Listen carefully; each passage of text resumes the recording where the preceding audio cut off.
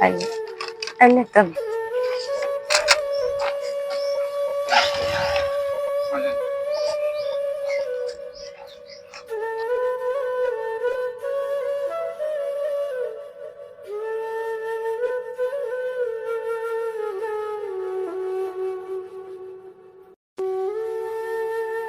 જય દ્વારકાધીશ, જય માં મોગલ। આજે અમે આવી ગયા છીએ પાલીતાણાનું ગામ છે ઘેલાપર। ત્યાં અમને વિપુલભાઈ નો એક કોલ આવેલો હતો કે ત્યાં એક પરિવાર છે જેમને એક રાહત કીટની જરૂર છે। તો હાલ અત્યારે અમે ઘેલાપર આવી ગયા છીએ। આવો તમે અમારી સાથે આપણી પરિવારની મુલાકાત લઈએ।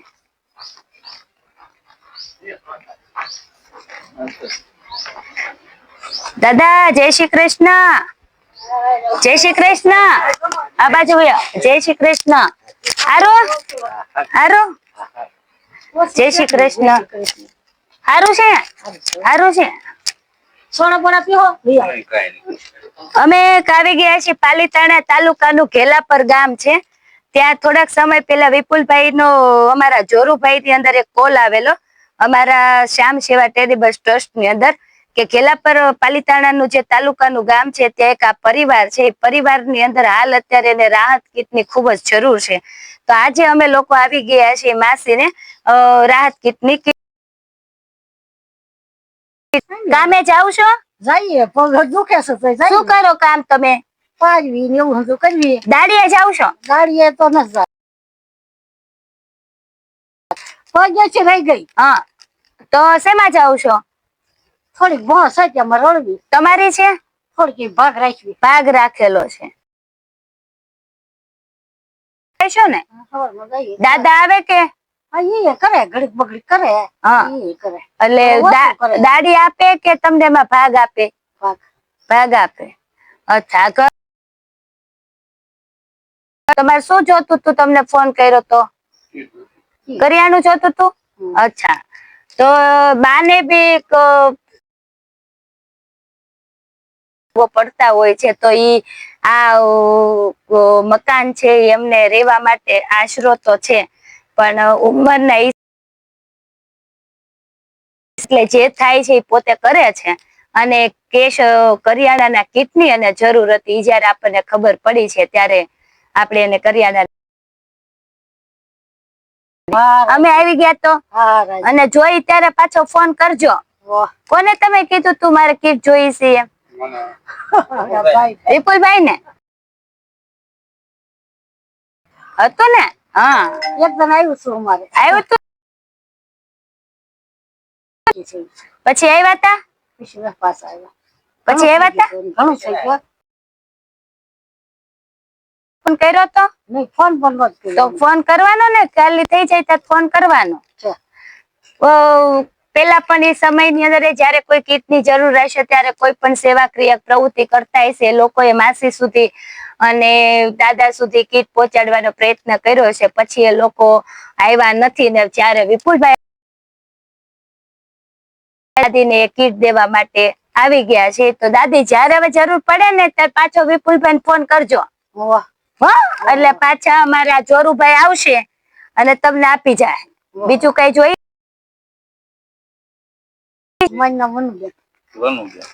અચ્છા, દાદા તમારું નામ? નાથાભાઈ। અચ્છા, ચાલો કામ કરો ને કરે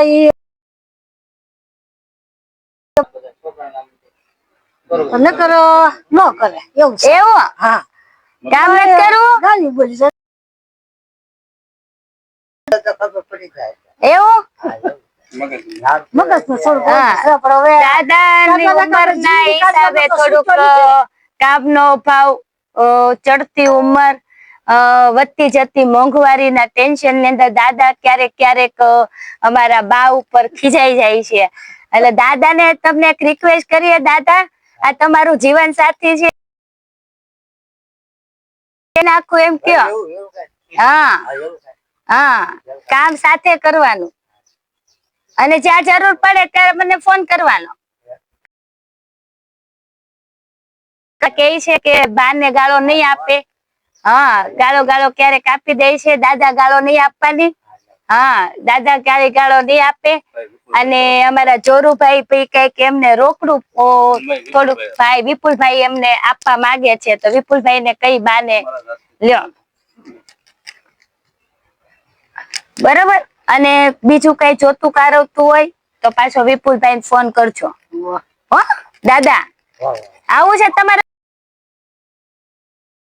હે આવી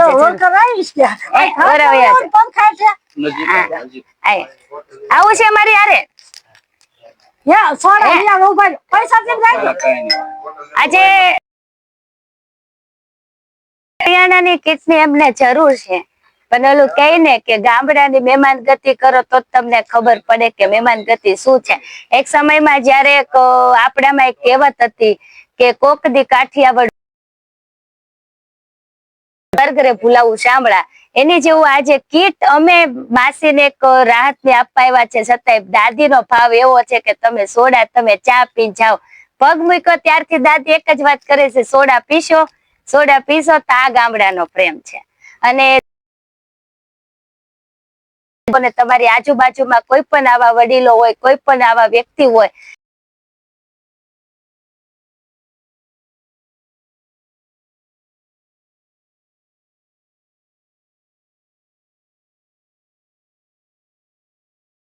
મનુબેન ઉંમર કેટલી છે? કેટલી?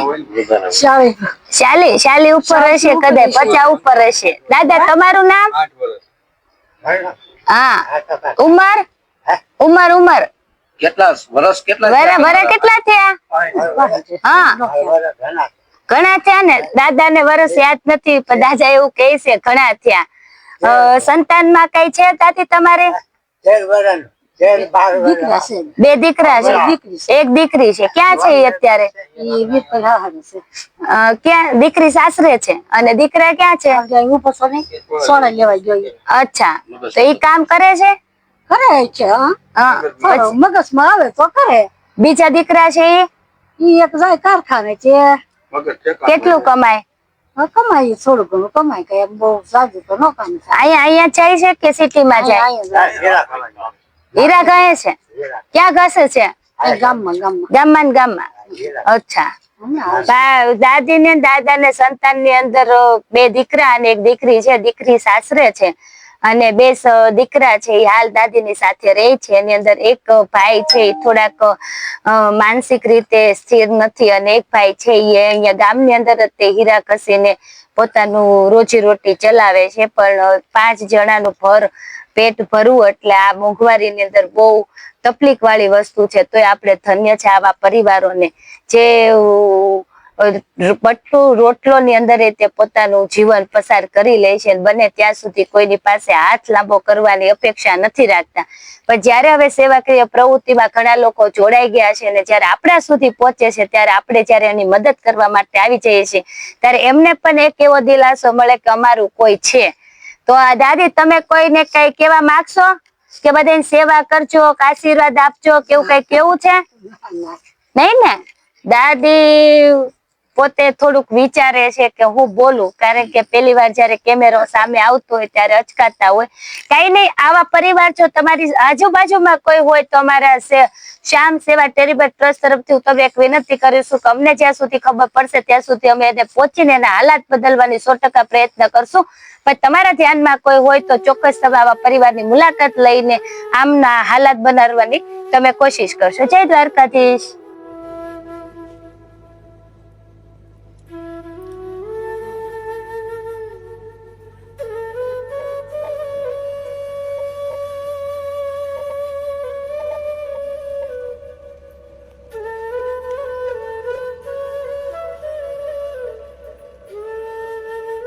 જય દ્વારકાધીશ. ઓ ફોન કરજો પાછો ભાઈ, ફોન કરજો. હા દાદા, ઓ કઈ એવું કામકાજ હોય તો વિપુલભાઈ જોરુભાઈ ને ફોન કરજો. હો ગાળું ન દેતા દાદી ને. નહીં દે ગાળો તમને. હા નહીં દો ને. કામ કરો હા બરોબર. કામ કરો, ધંધો કરો. હા નતર હું અહીં રેવા વઈ આવી. હા હા હાલો જય દ્વારકા. લ્યો દાદ આ પકડો દાદી.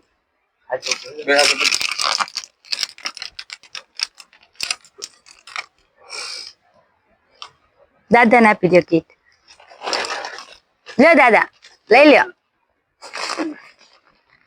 આમ રાખો